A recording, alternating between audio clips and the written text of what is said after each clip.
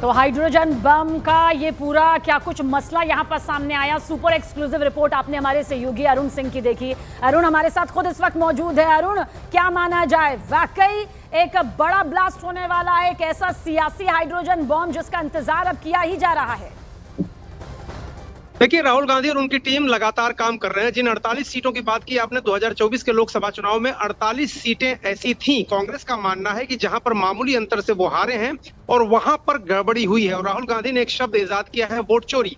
हालांकि भारतीय जनता पार्टी उस पर हमला करती है और कहती है कि वोट चोरी आज के दिन में नहीं हो सकती, लेकिन राहुल गांधी ने कहा कि महादेवपुरा में जिस तरह से सबूतों के साथ उन्होंने 1,250,000 वोटर फर्जी होने का दावा किया, एक पते पर कई वोटर होने या एक घर में कई वोटर होने का जो दावा किया, जिसको लेकर के उन्होंने वोटर अधिकार यात्रा की, तो उनका यह कहना था कि हरियाणा विधानसभा चुनाव में भी बहुत मामूली अंतर से हमारी हार हुई है। वहां भी हम अनुसंधान कर रहे हैं। वाराणसी, जो प्रधानमंत्री नरेंद्र मोदी का संसदीय क्षेत्र है, वहां की हार का भी वो अनुसंधान कर रहे हैं। यानी हाइड्रोजन बम का जो वो बयान वो दे रहे हैं, उसके पीछे कहीं ना कहीं उनकी मंशा ये है कि वो या तो वाराणसी या फिर हरियाणा विधानसभा चुनाव, ज्यादा उम्मीद इस बात की है कि हरियाणा विधानसभा चुनाव में जो हार हुई थी कांग्रेस पार्टी की, तमाम जो एग्जिट पोल थे, ओपिनियन पोल की, महादेवपुर विधानसभा सीट में 1,250,000 वोटर फर्जी होने की जो बात उन्होंने कही थी, एक प्रेस कॉन्फ्रेंस में कहा था और एक खुले मंच पर उन्होंने ये बात कही थी। अब उनकी ये कोशिश है कि जनता और प्रेस दोनों के सामने इस तरह की बात कही जाए। तो तैयारियां चल रही है, प्लानिंग कई है, स्ट्रेटेजी कई है।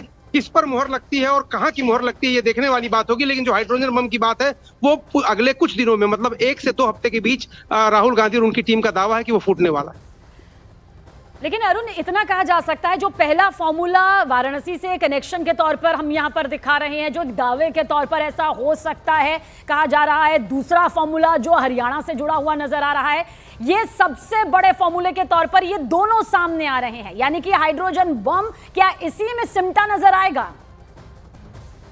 देखिए, जैसा कि मैंने कहा कि एक लोकसभा सीट है राजस्थान की, जिसके ऊपर विश्लेषण चल रहा है, जहां पर कुछ हजार वोटों से, महज कुछ हजार, 15,000 वोटों के आसपास या उससे भी कम का मार्जिन है। इस तरह की 48 सीटें हैं।